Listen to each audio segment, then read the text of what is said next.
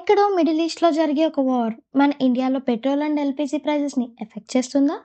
వరల్డ్‌లో ఆయిల్ సప్లైలో చాలా important route ఇప్పుడు రిస్క్‌లో ఉందా? స్ట్రైట్ ఆఫ్ హార్మోస్ క్లోజ్ అయితే మనకి వచ్చే నష్టం ఏంటి? అసలు మన ఇండియాలో ఆయిల్ అండ్ ఎల్‌పీజీ రిజర్వ్స్ ఎంత ఉన్నాయి? Let's break it down all these questions. Hello people, welcome to M1 fact hub Telugu. మనం ఇప్పుడు ఈ టాపిక్లోకి డీప్ డైవ్ చేద్దాం with stats. US and Israel కలిసి 28 ఫెబ్న ఇరాన్ మీద దాడి చేశాయి. ఈ attack mainly Iran nuclear program and missile బేసెస్ని టార్గెట్ చేశారు. ఈ అటాక్లో Iran supreme leader Ali Khamenei కూడా చనిపోయారు. దానిని రెస్పాన్స్గా ఇరాన్ ఇస్రాయెల్ మీద మిసైల్స్ అండ్ డ్రోన్స్తో రిటాలియేషన్ స్టార్ట్ చేసింది. ఓన్లీ ఇస్రాయెల్ మీదే కాదు, గల్ఫ్ నేషన్స్లో ఉన్న యుఎస్ఏ బేసెస్ మీద కూడా టార్గెట్ చేసింది.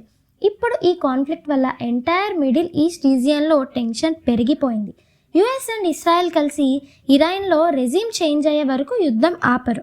ఇటు ఇరాన్ చూస్తేనేమో యుఎస్తో చర్చలకి మేము వెళ్ళము అని చెప్పేసింది.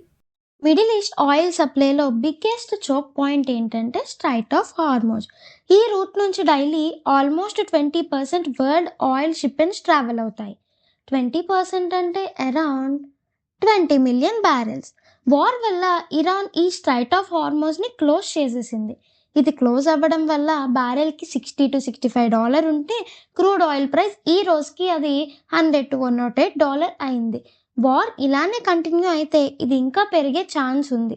ఇప్పుడు మనం ఈ స్ట్రైట్ ఆఫ్ హార్మోస్ క్లోజ్ చేయడం వల్ల ఇండియా మీద పడే ఇంపాక్ట్ గురించి డిస్కస్ చేద్దాం. ఈ స్ట్రైట్ ఆఫ్ హార్మోస్ క్లోజ్ చేయడం వల్ల మేజర్గా ఇండియా ఆయిల్ ఇంపోర్ట్స్ మీద ఎఫెక్ట్ పడుతుంది. ఎందుకంటే India daily 5 to 5.5 million barrels of crude ఆయిల్ని ఇంపోర్ట్ చేసుకుంటుంది. అందులో కేవలం స్ట్రైట్ ఆఫ్ హార్మోస్ నుంచి వచ్చేది 2 to 3 మిలియన్ బ్యారెల్స్. అంటే టోటల్ ఆయిల్ ఇంపోర్ట్స్లో ఇదే 40 to 50%. దీనివల్ల ఇంపోర్ట్స్ తగ్గిపోయాయి. సో ఇండియాలో పెట్రోల్, డీజిల్ అండ్ ఎల్‌పీజీ ప్రైస్లు ఇంక్రీజ్ అయ్యే ఛాన్స్ ఉంది. కానీ ఇది ఇమీడియట్గా ఎఫెక్ట్ చూపించదు, ఎందుకంటే ఇండియా దగ్గర స్ట్రాటజిక్ ఆయిల్ రిజర్వ్స్ ఉన్నాయి. ఇండియా టోటల్ ఆయిల్ బఫర్ అంటే strategic reserves and commercial stocks కలిపి 70 to 75 డేస్కి సరిపడా ఉన్నాయి. ఇవి మొత్తం 3 లొకేషన్స్లో ఉన్నాయి. ఒకటి విశాఖపట్నం అయితే, 2 కర్ణాటక, 3 ఒడిస్సా.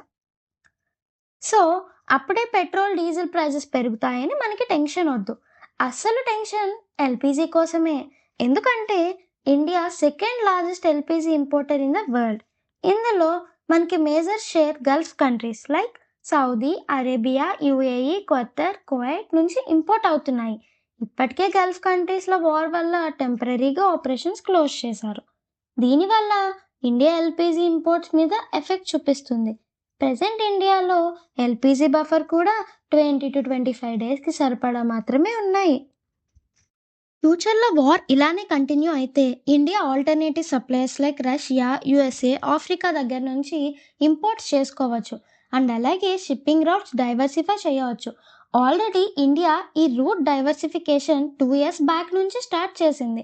ఫైనల్గా చెప్పొచ్చేది ఏంటంటే గ్లోబల్ జియో పాలిటిక్స్ సమ్టైమ్స్ మన డైలీ లైఫ్ని కూడా ఎఫెక్ట్ చేస్తుంది.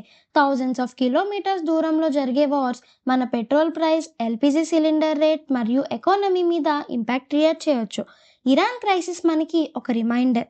అండ్ వరల్డ్లో స్టెబిలిటీ లేకపోతే ఇంపాక్ట్ ఈవెన్చువల్లీ ఎవ్రీ కంట్రీకి రీచ్ అయ్యే ఛాన్స్ ఉంది. Thank you for your valuable time and support guys. Please do like and subscribe for more videos. Next వీడియోతో మళ్ళీ కలుద్దాం. Love you all. Bye bye.